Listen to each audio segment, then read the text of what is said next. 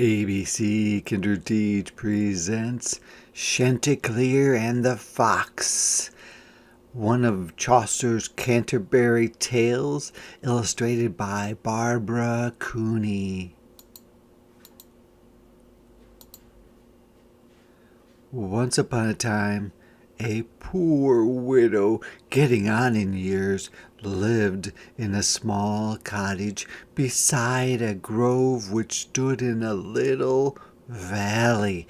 This widow, about whom I shall tell you my tale, had patiently led a very simple life since the day her husband died. By careful management, she was able to take care of herself and her two daughters. She had only 3 large sows, 3 cows, and also a sheep called Molly. Her bedroom was very sooty, as was her kitchen, in which she ate many a scanty meal. She was never sick from overeating. Her table was usually set with only black and white, milk and dark bread, of which there was no shortage, and sometimes there was broiled bacon and an egg or two, for she was, as it were, a kind of dairy woman. She had a yard fenced all around with sticks, in which she had a rooster named Chanticleer. For crowing there was not his equal in all the land. His voice was merrier than the merry organ that plays in church, and his crowing from his resting place was more trustworthy than a clock. His comb was redder than fine coral and turreted like a castle wall. His bill was black and shone like jet, and his legs and toes were like azure. His nails were whiter than the lily, and his feathers were like burnished gold. Now, this fine rooster had 7 hens, all colored exceedingly like him. The hen with the prettiest throat was called Fair Demoiselle Partlet. She was polite, discreet, debonair, and companionable, and she had conducted herself so well since the time that she was 7 days old that, truly, she held the heart of Chanticleer all tightly locked.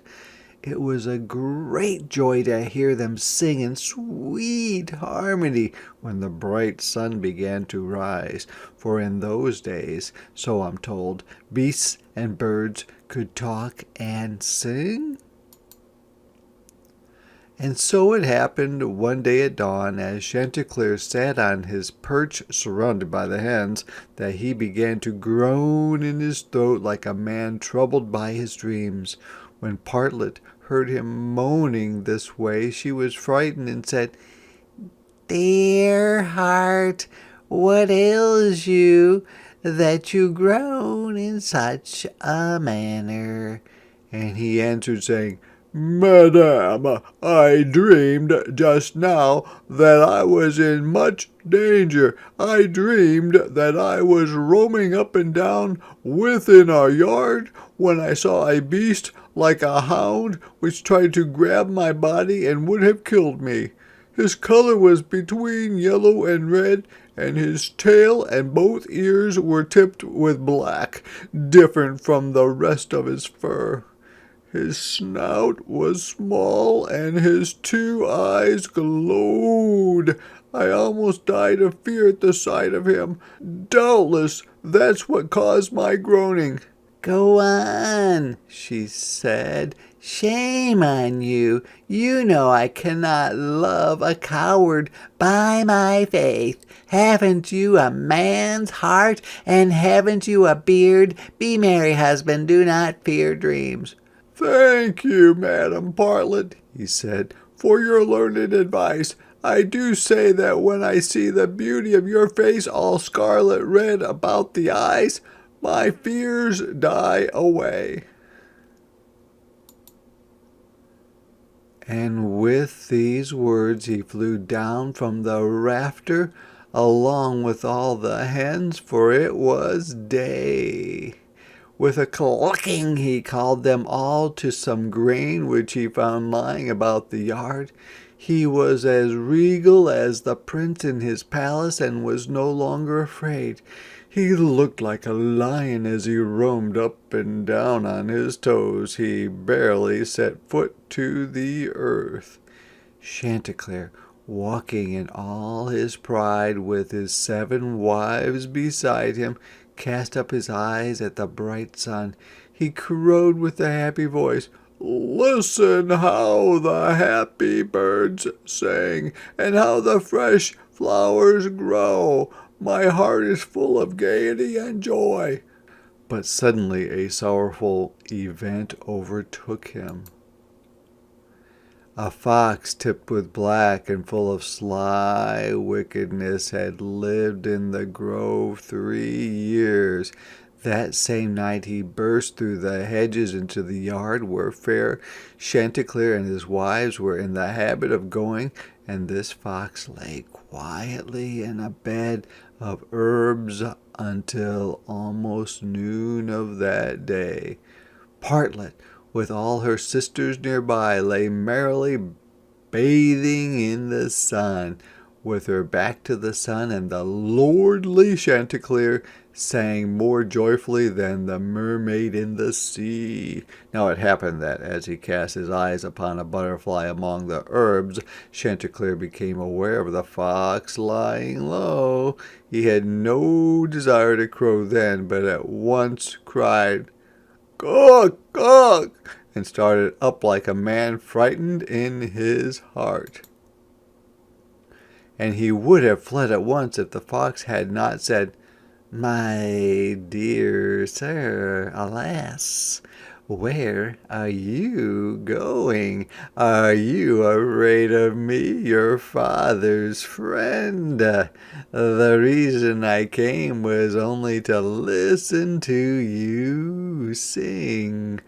For truly you have as merry a voice as any angel in heaven.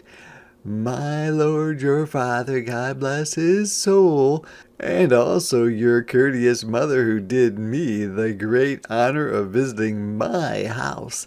Except for you, I have never heard anyone who could sing as your father did in the morning. In order to make his voice stronger, he would close both his eyes, and he would stand up on his tiptoes and stretch forth his long, slender neck. Now sing, sir, for holy charity. Let's see whether you can sing as well as your father." Chanticleer began to beat his wings. He stood high on his toes and stretched his neck, closed his eyes, and crowed loudly. At once the fox jumped up, grabbed Chanticleer by the throat, and carried him toward the woods. Alas, that Chanticleer flew down from the rafters. Alas, that his wife took no heed of dreams. And all this trouble came on a Friday. Such a cry was never made as was made by all the hens in the yard when they saw Chanticleer captured. The poor widow and her 2 daughters heard the woeful cries of the hens and at once ran out of doors. They saw the fox going toward the grove, carrying away the rooster. "Help! Help! Woe is me! Look, a fox!" they screamed and ran after him. The cows, the sheep, and even the hogs, so frightened were they by the shouting, ran after him too. They ran so hard they thought their hearts would burst. The neighbors' ducks quacked as if they were to be killed, and their geese from fear flew over the trees. The noise was so terrible that the bees swarmed from their hive. It seemed that heaven would fall. Now, good people, I beg you all to listen. This rooster in the fox's mouth spoke to the fox in spite of his fears, saying, "Sir, if I were you, So help me God, I would say, turn back, you proud peasants. I have reached the edge of the wood now. The rooster shall stay here. In spite of you, I will eat him, in faith, and not be long about it. In faith, the fox answered, it shall be done. As soon as he spoke the words, the rooster nimbly broke away from his mouth and flew at once high into a tree. When the fox saw that the rooster was gone, he said, Alas, oh Chanticleer, alas, I have done you a bad turn. I frightened you when I grabbed you and took you out of the yard. But, sir, I did it without evil intention. Come down, and I shall tell you what I meant. Nay, then, said Chanticleer, never again shall you, with your flattery, get me to sing with my eyes closed. For he who closes his eyes when he should watch, God let him never prosper. No, said the fox, but God bring misfortune to him who is so careless about his self-control as to prattle when he should hold his peace. See, said the widow as the fox slunk into the grove, that is the result of trusting in flattery. And she marched with her flock back to the yard in the little valley.